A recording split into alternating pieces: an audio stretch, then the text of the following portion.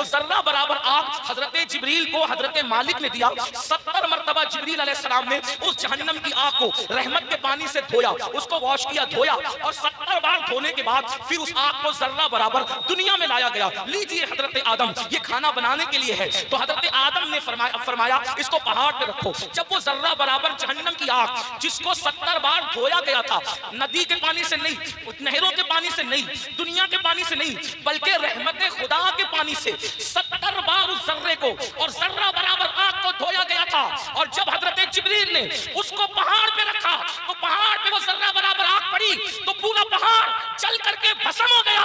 اور وہ ذرہ برابر آگ نے جب پہاڑ کو جلا دیا تو وہ فوراً جہنم کی طرف لوٹ گئی. پہاڑ کے جلنے سے, اس آگ کے اثر سے جو دھواں نکلا تھا, وہ دھواں پتھروں میں, لوہے میں اور جن لکڑیوں میں آگ ہے ان میں گھس گیا. اللہ اکبر. تو یہ جو دنیا میں آگ دیکھ رہے ہیں, یہ آگ وہ آگ نہیں ہے, بلکہ اس آگ کے اثر سے جو دھواں نکلا تھا, وہ دھواں ہے. تو یہ آگ دنیا کی آگ ہے. اب مجھے بتاؤ, ذرہ برابر جہنم کی آگ 70 مرتبہ رحمت کے پانی سے دھو کر دنیا میں لائی جائے, وہ پہاڑ کو جلا دے اور پھر جہنم میں لوٹ جائے, تو اس کے باقیات, اس کے دھوئے کے اثرات اتنی تیز ہیں کہ اگر جلا دے تو بستیاں جل کر خاکستر ہو جائے, اگر جلا دے تو انسان مر جائے, اگر جلا دے تو انسان کی آنکھیں اندھی ہو جائے, اگر جلا دے تو انسان کا دماغ کام نہ کرے. مجھے بتاؤ, 70 مرتبہ رحمت کے پانی سے ذرہ برابر آگ پر یہ اثر ہے, تو وہ جو جہنم کی پوری آگ ہے اس کا کیا حال ہوگا, اس کا کیا اثر ہوگا. اب اللہ اسی آگ سے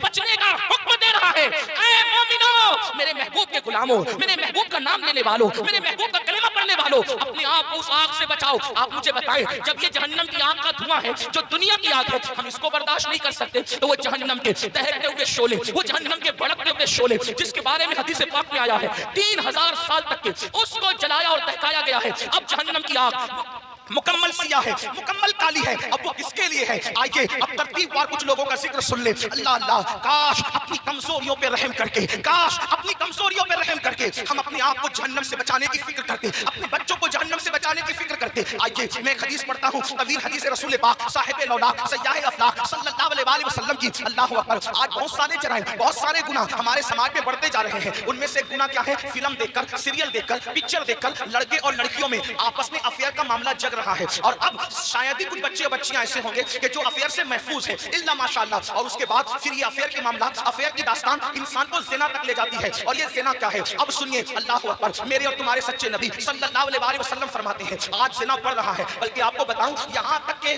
لکھنے والوں نے لکھا ہر منٹ پر کئی زنا ریکارڈ کیا جا رہا ہے دنیا میں. تعفن ہے زنا کا, تعفن ہے بدکاری کا. اللہ اکبر. ہیرو ہیروئن کے چکر میں انسان اب زنا کو گناہ بھی نہیں سمجھتا. آؤ اپنے نبی کا فرمان سنو, اپنے سچے رسول کا فرمان سنو اور اپنے آپ کو جہنم کی آگ سے بچا لو. اللہ کے سچے نبی, غیب کا نبی صلی اللہ علیہ وسلم فرماتے ہیں کہ جب قیامت کے دن زانیوں کو میدان محشر میں لایا جائے گا, اللہ کرے کسی کو کوئی یہ گناہ نہ کرے, اور اگر کسی نے کی ہو تو وہ جلد سے جلد توبہ کرے, اس گندگی سے نکلے. اے میری قوم کے جوانوں, گندی فلمیں دیکھ کر, گندی پکچریں دیکھ کر کس میں ڈوبے جا رہے ہو؟ اللہ اکبر. زنا کے بارے میں تمہارے اور میرے سچے نبی صلی اللہ علیہ وسلم ارشاد فرماتے ہیں کہ جب زانیوں کو قیامت کے دن میدان محشر میں لایا جائے گا تو پورا میدان محشر ان زانیوں کو پہچان لے گا. یعنی جنہوں نے دنیا میں زنا کیا ہے, محشر ان کو پہچان لے گا. اور وہاں پر یہ جلسے اتنا مجمع نہیں ہوگا, 1000 2000 10,000 لوگ نہیں ہوں گے, 1,00,000 2,00,000 10,00,000 لوگ نہیں ہوں گے, کروڑ 10 کروڑ لوگ نہیں ہوں گے, ارب 10 ارب لوگ نہیں ہوں گے, بلکہ سارے اولین اور آخرین ہوں گے. انبیاء وہاں ہیں, صحابہ وہاں ہیں, اولیاء وہاں ہیں, سب وہاں ہیں. اور میرے اور تمہارے سچے نبی فرما رہے ہیں زانیوں کو, دنیا میں زنا کرنے والوں کو جب قیامت کے دن لایا جائے گا تو ان کو سب پہچان لیں گے. اس کی وجہ کیا ہوگی؟ اگر حدیث میں نہیں آتا تو میں بیان کرنے کی ہمت نہیں رکھتا. میرے مخدوم زادے سامنے موجود ہے. اس طرح کے عناوین جو ہے میں محفل کے اندر کہنے سے احتیاط کرتا ہوں, لیکن جب دل ٹوٹتا ہے اور قوم جو ہے جس آگ میں چل رہی ہو اور پھر رسول اللہ کا فرمان ہو, تو پھر میں حیا کے پردے میں آپ کے دلوں کے دروازے پر یہ بات ضرور رکھ دینا چاہتا ہوں. سنو زنا کے اکٹوں کی طرف جانے والے جوان, یقیناً یہاں جو لوگ موجود ہیں وہ ایسے نہیں ہیں, لیکن آپ کو مخاطب کر کے ان تک, خدا کے بندوں تک آواز پہنچانا ہے جو اس آواز کے مستحق ہیں, ان بچیوں تک آواز پہنچانا ہے جو اس آواز کے مستحق ہیں. سنو, اللہ کے رسول سچے نبی فرماتے ہیں کہ زانیوں کو جب قیامت کے دن لایا جائے گا जाएगा तो पूरा महशर उनको पहचान लेगा। पहचानने की वजह क्या होगी? आका फरमाते हैं उनकी शर्मगाहों से इतनी गंदी बदबू आएगी, इतनी खतरनाक बदबू आएगी कि मैदान महशर उनकी बदबू को देखकर उनको पहचान लेगा। जरा अंदाजा करो, जिना की वजह से शर्मगाहें सड़कर बदबूदार हो चुकी होगी और उससे बदबू आएगी, महशर पहचान लेगा, मैदान महशर के लोग पहचान लेंगे। मुझे बताओ, जिसके मुंह में बदबू आती है वो कितना शर्मिंदा शर्मिंदा रहता है दुनिया में। नादान अगर मुंह से बदबू आए, अगर प्याज खा ले फौरन पान खाता है, सौंफ खाता है, कोई चीज खाता है, मुंह फ्रेश खाता है, क्यों? मेरे मुंह में बदबू नहीं आना चाहिए। सुन लो, जब आदमी मुंह की बदबू से दुनिया में इतना डरता है कि नींद से उठने के बाद बगैर ब्रश किए वो बाहर नहीं निकलता, दोस्तों से गुफ्तगू नहीं करता, अल्लाह अल्लाह मगर तो अल्लाह अकबर, वो मौका कैसा होगा, वो हालात कैसे होंगे। फिल्म देख करके किसी हीरो के चक्कर में ज़िना की तरफ जाने वालों, मेरी कौम के जवानों, अल्लाह अकबर, आका इरशाद फरमाते हैं ज़ानियों की शर्मगाहों से सड़ी हुई बदबू आएगी तो पूरा महशर उन पे लानत करेगा। लानत, महशर भी लानत करेगा, फरिश्ते भी लानत करेंगे, अल्लाह भी लानत करेगा और अल्लाह उनसे क़यामत के दिन कलाम नहीं करेगा, उनसे अल्लाह बात नहीं करेगा। इसी पे बस नहीं, अब सुनो, अभी आपने जहन्नम का जिक्र सुना, आगे आका फरमाते हैं उनको चेहरों पर जहन्नम की आग रखकर भड़काई जाएगी, उनके चेहरों पर जहन्नम की आग रख करके ज़ानियों के चेहरे पे आग भड़काई जाएगी। कभी तंदूर के अंदर कोई चीज सेकी जाती है तो कैसे उलट पलट किया जाता है, ज़ानियों के चेहरों को जहन्नम में उलट पलट किया जाएगा, उनके चेहरों पे आग भड़काई जाएगी। इसी पे बस नहीं, मेरे और तुम्हारे सच्चे नबी फरमाते हैं फिर हजरत मालिक यानी जहन्नम के दारोगा जहन्नम की आग की बनी हुई कमीज उसके बदन पर पहनाएंगे। हाय हाय, जो मई की गर्मी बर्दाश्त न कर सके, जो दिसंबर की सर्दी बर्दाश्त न कर सके, ये कमजोर जिस्म जिस पर मक्खी और मच्छर चले, तो ये कमजोर जिस्म मक्खी और मच्छर के डंक को बर्दाश्त नहीं कर सकता।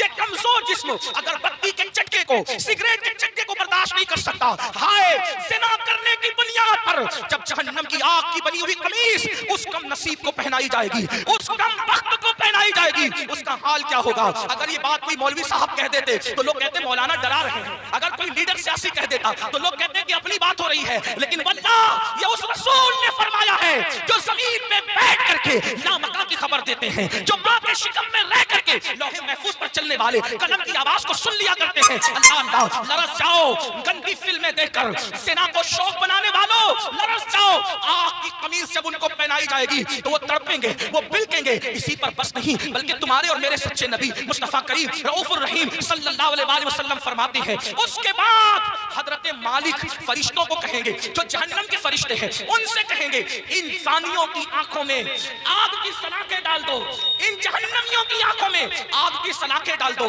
हाय हाय, जहन्नम की आग से बनी हुई सलाखें उनकी आंखों में डालने का हुक्म होगा। हजरत मालिक कहेंगे ये ज़ानी लोग हराम देखते थे अपनी आंखों से, हराम देखते थे अपनी आंखों से, इनकी आंखों में जहन्नम की आग की सलाखें फेर दो। थोड़ा गौर तो करो, अगर ये बात किसी किताब में किसी सिर्फ एक आम इंसान की लिखी हुई होती मैं कभी इतने एहतमाम से बयान न करता, लेकिन वो रसूल बयान कर रहे हैं जिनकी ज़बान पर सिवाय हक के कुछ और जारी नहीं होता। मेरे इमाम कहते हैं वो दहन जिसकी हर बात वही खुदा, चश्मे इल्म हिकमत में लाखों सलाम, वो ज़बान जिसको सब गुण की कुंजी कहे, उसकी नाफिज हुकूमत में लाखों सलाम।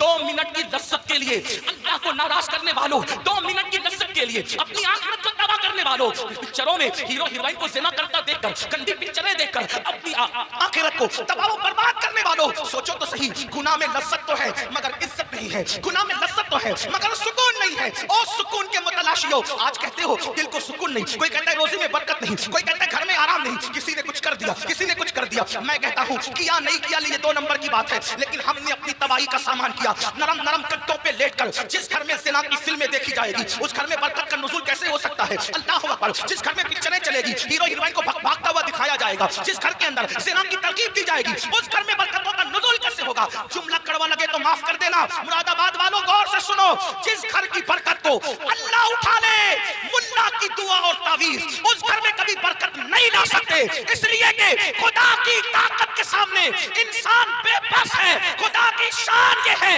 वो जो चाहे फैसला करे, वो जो चाहे फैसला करे, वो आदिल है, वो जुल्म नहीं करता। इंसान बेबस है, बेबस, लेकिन याद रखना अहले वजाहत की बात नहीं कर रहा हूँ, उनकी शान अलग है, मगर याद रखना हम जैसे इंसान तो बेबस ही है। अल्लाह अकबर, मेरे आका अलैहिस्सलाम के प्यारे दीवानों, ज़िना करके घर की बरकत को खत्म करके सिर्फ तावीज़ात के सहारे और अल्लाह अकबर बुजुर्गों की دعاؤں کے سہارے گھر میں برکت کے متلاشی ہو. واللہ اللہ نہ چاہے تو پھر گھر میں کوئی برکت نہیں لا سکتا.